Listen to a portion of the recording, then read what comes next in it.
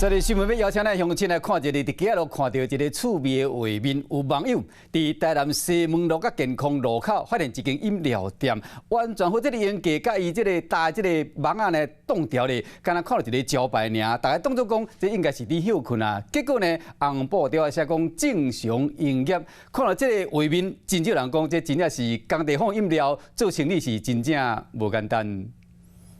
大路路口壁搭挂架含房盒，工人来来去去。不过真足看，有一间微量的空棚，通出来到外边，一楼嘛扣红布条写正常营业。啥咧人会唔知啊？人嘛歹停车会去有违规啊、违停啊。住伫咧隔壁知伊有开啊无这路过的人哪会知？知道他有在营业吗？不会，不会哦，会过去买。我都直接骑过去，可是我不知道看到布条到。 才会知道啊！看到这个画片，真侪人感觉业者做生意真辛苦，真正是工地福利社。比起点餐爱情反更加伫工地无法，个人点出关键的问题，门口到底伫咧倒位？即马就来对咱脚步来看一间饮料店。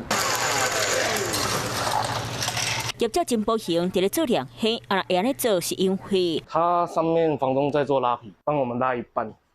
因为他们把我们视线挡住的。关到飞机2个月时间，店面红早起来，生意受到影响，这受到这波，就少一半的客人了。